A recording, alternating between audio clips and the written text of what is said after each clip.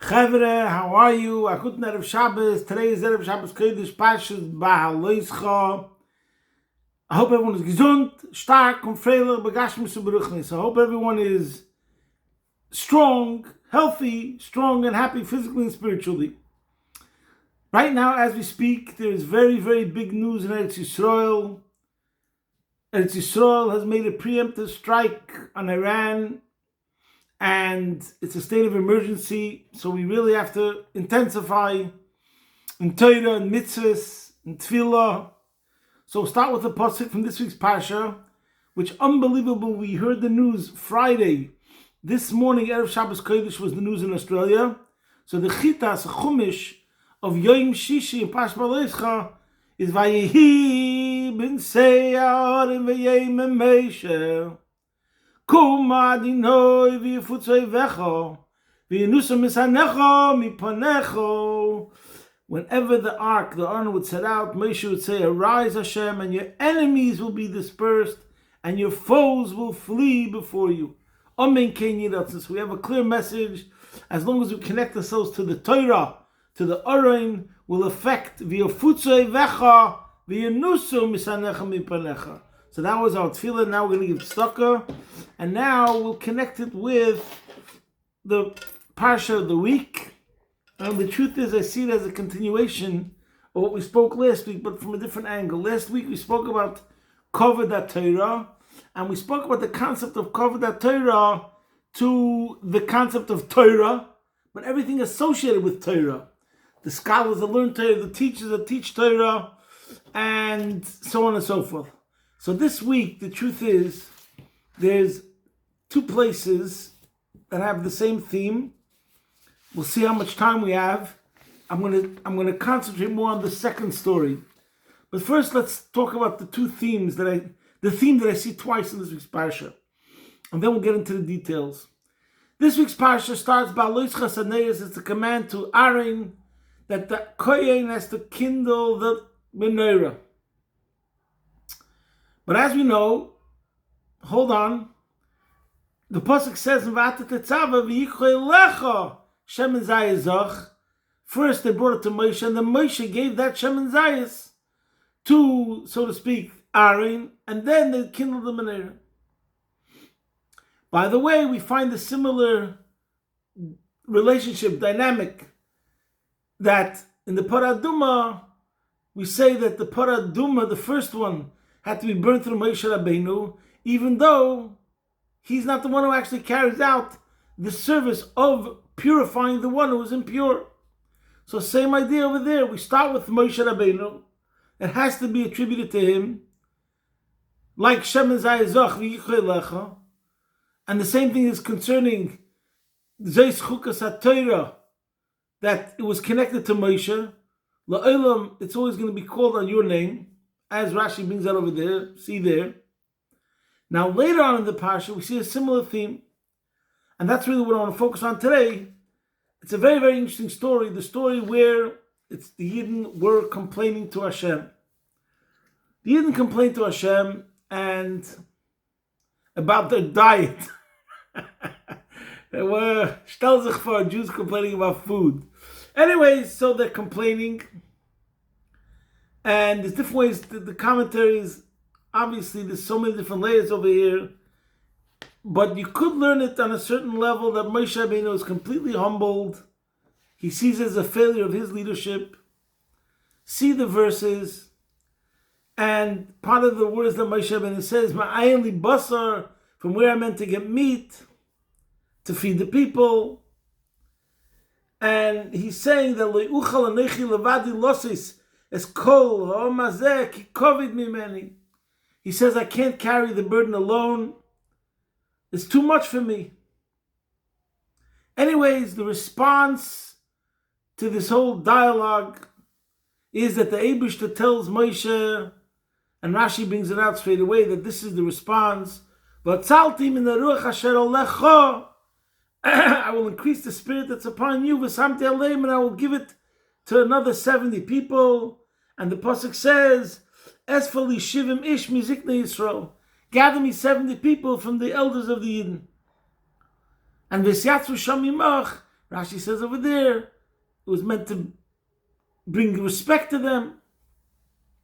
The point is, now I'm going to tell you what Chassidus says, but connected also with the similar concept that I said before about Moshe and Aaron concerning the kindling, that is Beha'aloscha, Shem and Zayis. First, Moshe has to have his involvement, input, and then Aaron. Similarly over here, we're going to see, I'm making similarity between Moshe and this Canaan. So I'll start with this Canaan and then we'll go back to Moshe. According to Chassidus, the discourses, what it speaks about is that Moshe Rabbeinu, by himself, he's in a very high level. He's in a very high level. Now, by the way, I just want to make a disclaimer. Chassidus doesn't use the exact same terminology.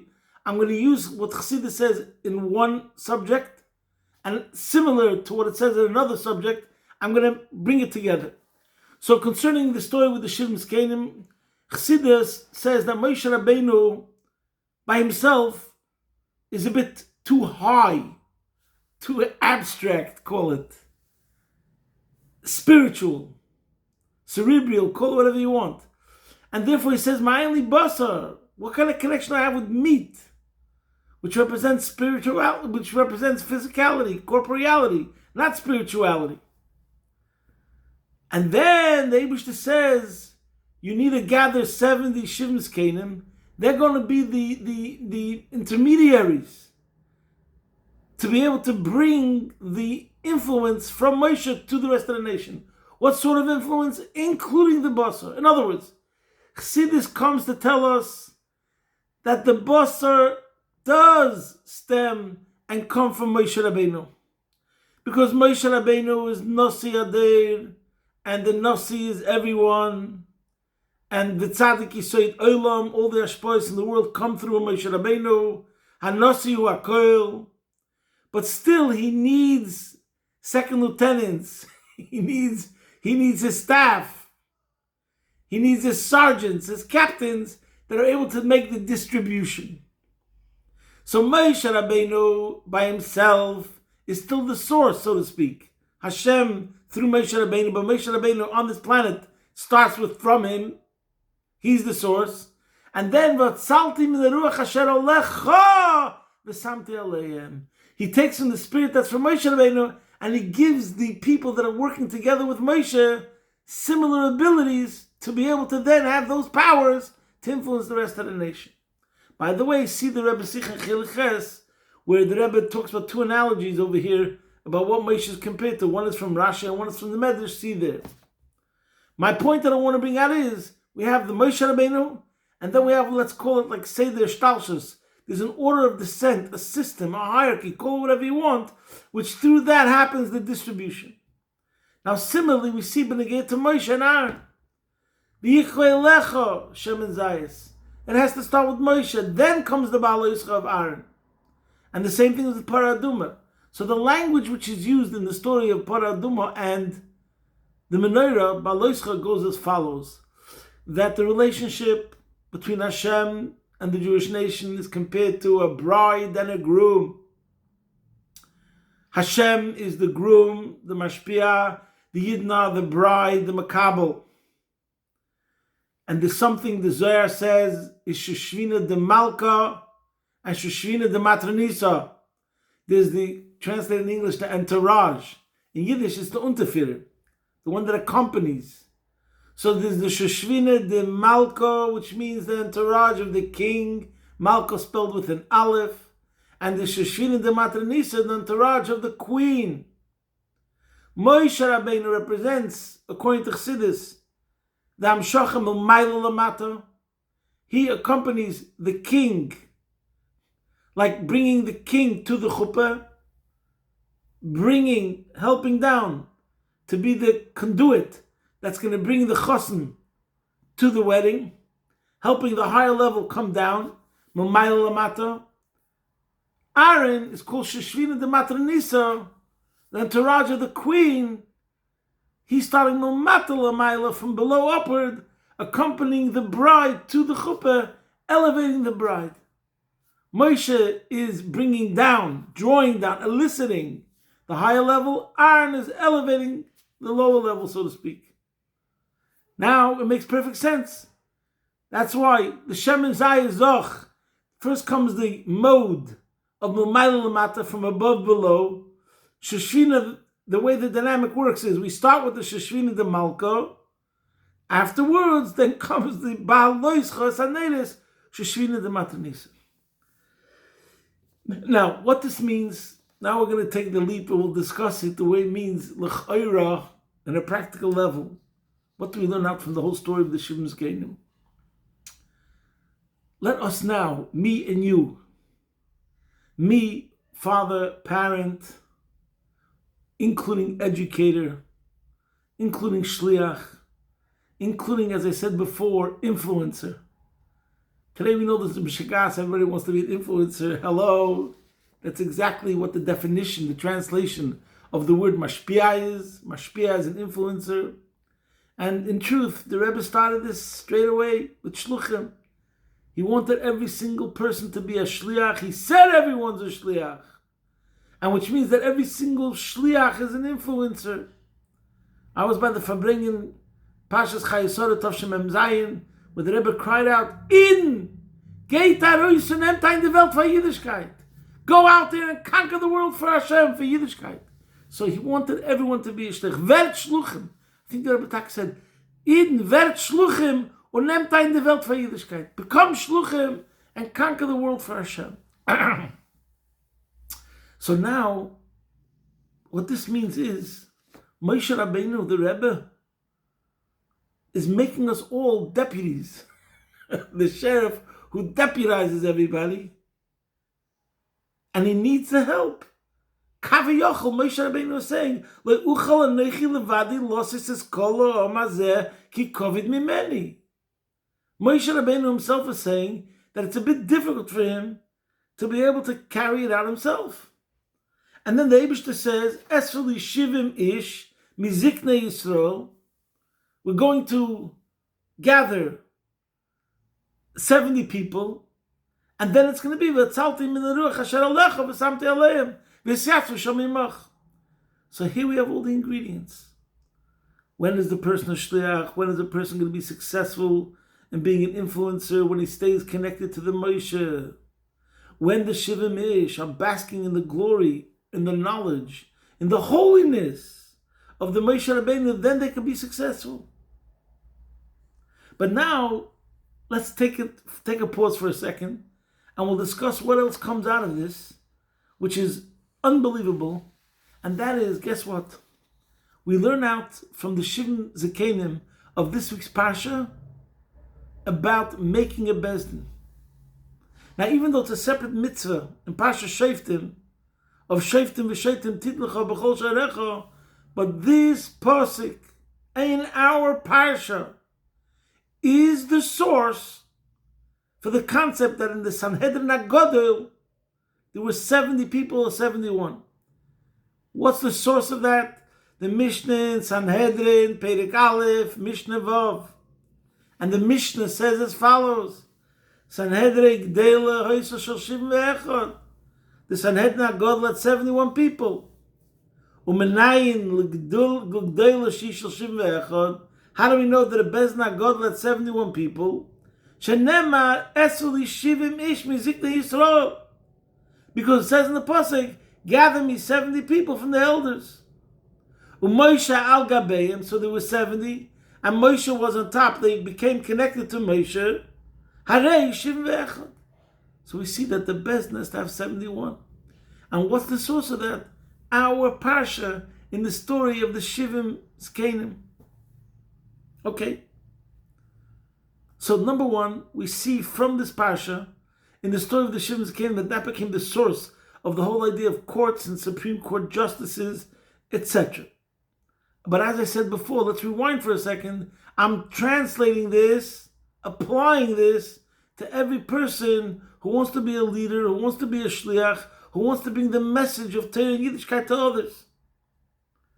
And now, I want to connect it to something which is so amazing, and that is in Rambam, Hilchos Sanhedrin, Perek Beis, Halacha Zayin. The Rambam in Hilchos Sanhedrin, Perek Beis, Halacha Zayin, describes the character, the good character, the virtues, the values that a Sanhedrin, a judge, had to have in the lowest court. Listen to this.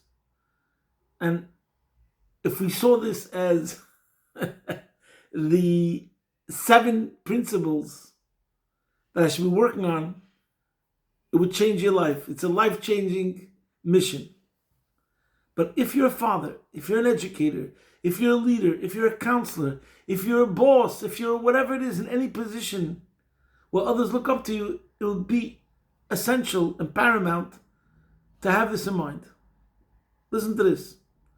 The Rambam says over here, Tzarich sheyehei b'chol echad mehen. Every single judge had to have Shiva Dvarim, these 7 things. Ve'elohein. Chachma, wisdom. Anava, humility. V'yira, fear, yiras Hashem. V'sinas mamoin. He has to hate money, so then you can't buy him off. Ve'avas ha'emes. He loves truth, so he's always going to try as much as possible to be objective and never get personal or biased or prejudiced, because it's about seeking the truth. And then the last 2 things I find especially profound, and I'll soon explain. Va'avas habriyas lehen, a person who is beloved by people at large, and Ubali Shem Tov must have a good reputation. Obviously, they're all Talmidei Chachamim. But someone could argue and say, if I'm a judge, so I'm a judge. I have to study law, be cold, be indifferent, let's say in a positive way, and just try to look at it just cold, dry law. No. Besides for all these other qualities that we mentioned before, you have to be a person who's beloved by people at large. Because that, in a way, is a sign and is a testimony that you're a good person. Sorry. To be a judge, you have to be a person who's beloved by people at large. Otherwise, they'd say that you have an agenda. Today, what's the main subject that's going on in the whole polarization in America in particular, but it's also in Eretz Yisrael? That the Justice Department has been politicized. Exactly, you hit the bullseye. Now, if you say the Justice Department is politicized, forget about it. Society is over in a certain sense. But what's the reason they could say such words? Because whoever the person is involved in the court is not a person who's beloved by people at large. He's beloved by some, maybe hated by many. You need the person who is by large accepted, which means the majority, etc. Anyways, and the same thing, Baalei Shem Tov, they have a good reputation. And over here we see, these last 2 things, you could think in a certain sense, they're not so essential, they're more external. But the answer is it's not true. Sometimes you could look at something external and we say it's something essential. Like, for example, Baalei Shem Tov, the Mishnah says, Kes Shem Tov Eila al Gabeim. Let's just talk on a simple level what that means. I'm not going to go to the famous pshat, the Kes Shem Tov Eila al Gabeim. It comes after all the other qualities, which could apply here too. But I'm saying in general, let's say you have, just to give you an example, we see how relevant it is. You have people that are in business. Lots of people are in business. Most people that are in business, they have a reputation. He's one way in shul and he's another way in business. Business is business, nothing personal. They're aggressive, etc. Or is their money kosher? How many people that are businessmen and big businessmen and have, let's say, huge fortunes have a good reputation? It's very rare. You know the saying, he built his fortune on the backs of others.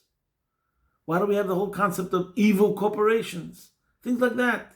Because many are those who took advantage and exploited the weak in order to gain. But if you say someone who's in business and has a fortune and he has a good reputation, Nobody has anything bad to say about him. Wow. That shows him a special character. So the same thing over here. We're talking about going through filters. We're making the choices. We're looking at the qualities of what makes a good judge. You can imagine why Baal Shem Tov is very important, etc. So let's get back to ourselves, my friends. Let's look at everyone should look inward. Chochmeh, Anova, Yira, Sinas Momen, Avas Emes, Avas Abrius Lahen, Baal Shem Tov. And I believe, I'll tell you a word that I heard from a certain Chassidish Yid. I don't know if I ever said this before. He said, when I was young, he's talking about the Rebbe and Elter Chassidim, Mashpiyim, having a Seluch Rav, which that's really the message over here, that each one of us should be able to be a role model to someone else. If someone asks you to be their Rav, you should look inside yourself, make yourself worthy to be able to be someone else's Rav. And if that person's asking you, it's because he believes you have that in you. So that's number one. And number two, you yourself, every single person has to have some sort of symbol of authority, Shivim, Ziknei, Zkenim, that you could consult, you could ask, Aseh L'charav, Mashpia, etc. So, there was a Chassidish Yid that once told me that when he was talking about the Rebbe and Mashpiyim and Ziknei Anash and Elter Chassidim, by the way, I find anybody who discusses subjects. I'm talking now in the Dalar Amos of Lubavitch, and I'll ask them a question: who is your mashpia? Who are you makabel from? If they don't have an answer, it's problematic, because number one, it doesn't show how they received smicha, so to speak, how they received shimush, and in general, does it show? Are you ready to listen to authority? Are you ready to listen to receive from someone else, from someone higher? Anyways, and there has to be someone in your life, there must be someone in your life whom you see as a teacher, whom you see as a leader, who you're ready to listen to what they have to say. Anyways, so there was a Chassidish Yid, he was like 20 years older than me. He was once talking to me, I was then, let's say, 30 years old, and he was then 50 years old, and he says, ich gemeint, when he was a bacher, he says, ich gemeint, I'm a king gain to Atzmus Halei. I thought you can go to Atzmus direct. Atzmus means the Eibush himself, but what he meant is the Rebbe. You could just have your relationship to the Rebbe direct. Obviously, it means that Eibush also similarly tzaddikim daim lebayim. We're talking about the idea. He says, I'm a king gain to Atzmus direct. Aber der Rache verstanden, das darf sein Seder Shtalshalis. But then I realized there has to be a Seder Shtalshalis. Seder Shtalshalis is the order of descent of the worlds. So the same thing is over here. The lesson that we take from the story of Beha'aloscha Sanedis with Moshe and Aaron, and from the story of the Shivim Zkenim, is that there is a level of Moshe, and every single Yid has a connection to Moshe. No question about it directly. V'anosiu HaKoil, v'tzadik Yisoid Olam, and he's Roish B'nei Yisrael to Klal Yisrael, etc. Nevertheless, there's also Shoshvina de Matronisa, as in Aaron's case, and there's also a Shivim Zkenim in general. There's that distribution system where, in order for you to get clarification, in order for you to get your busser, what you need on your level, means that there's also a Seder Shtalshus, in order of the center of the worlds. So this is the message that I'm taking from this week's Parsha, both in relation to myself, to try to work on myself to be a better communicator, a better influencer, a better person all round, because that's part of being a shliach. So inside myself, and also in general, to realize what are the virtues and the values to make someone, the ultimate is that Rebbe would say, shliach, oisa shliach. You have to make talmidim, your children, your disciples, your students, gruntige Menschen, solid people. If you want them to have solid people, you have to give them the right values and virtues, but first you yourself have to be inculcated and saturated with the right values and virtues. Good Shabbos, Hashem should help that the war should be overtaken with mamish with an etzochen, l'mayl mishur, l'gamri, didan notzach, and we should come to the ultimate didan notzach of gula mitzvah shleima, take it from a yad, mamish. Good Shabbos, posting from my home. Your man in Melbourne